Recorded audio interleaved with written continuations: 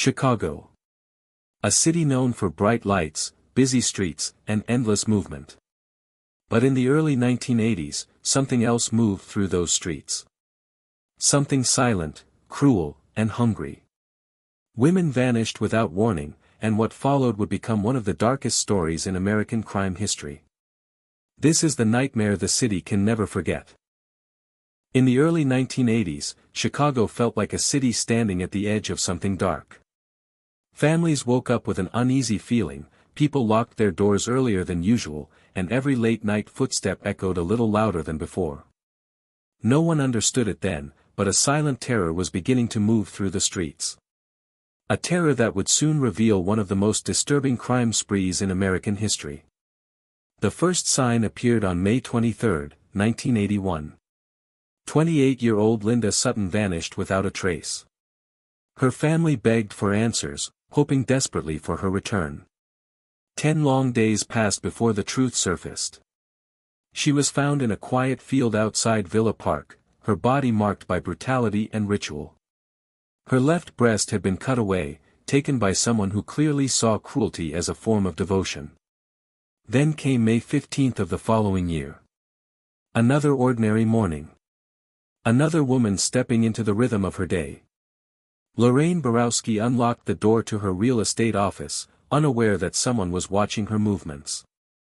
In seconds, she was gone. 5 months later, her body was discovered in Clarendon Hills Cemetery, resting on top of a grave.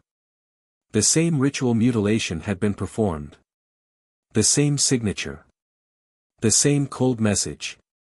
2 weeks later, the fear spread again. Shuey Mack disappeared from Hanover Park. When her remains surfaced 4 months later, investigators faced the same haunting detail, the removal of her left breast. Forensic teams saw the pattern. Detectives felt the pattern. And Chicago understood that this was no isolated act of violence.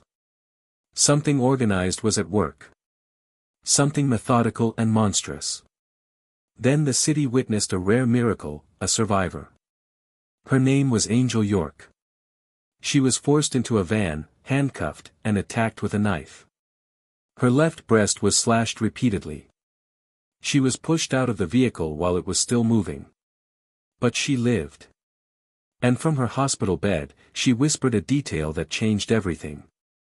She had seen more than one attacker. She believed there were as many as 3 men involved. It was not a lone predator. It was a crew.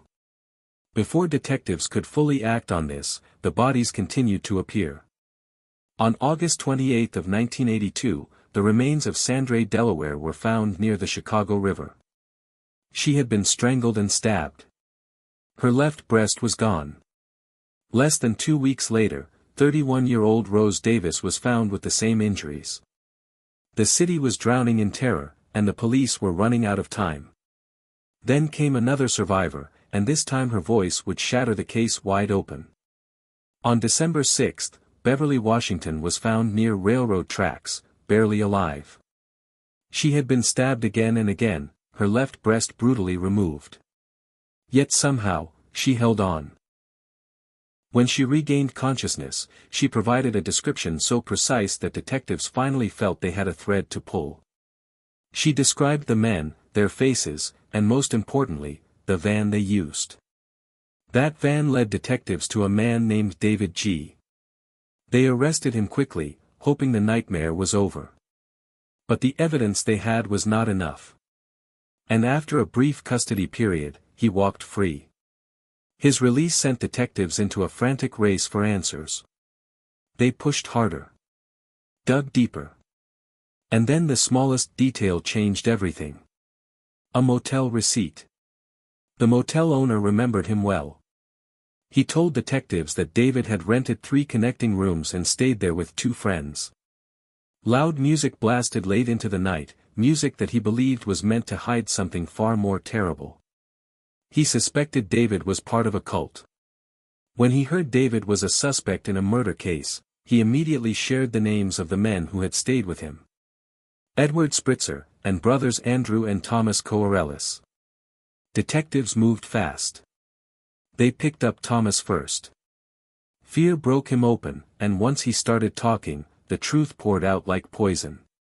He said that the group kidnapped women and brought them to a motel room that David called his satanic chapel. The loud music was played to drown out the screams. Inside those rooms, the victims were beaten, violated, and killed. Then came the ritual. According to Thomas, David removed each woman's left breast. He cut pieces from it and ate them raw, insisting that his followers join him. Thomas said there was a box. A sealed box. Inside it were at least 15 severed breasts. Thomas also claimed that David violated the bodies even after death. Every detail pushed the case deeper into a place few investigators had ever imagined. David was careful, intelligent, and ruthless. No physical evidence linked him directly to the murders. So he was convicted for the attack on Beverly, Washington. 120 years in prison. Before handing down the sentence, the judge told him that no animal would commit such acts. Only a devil or a monster.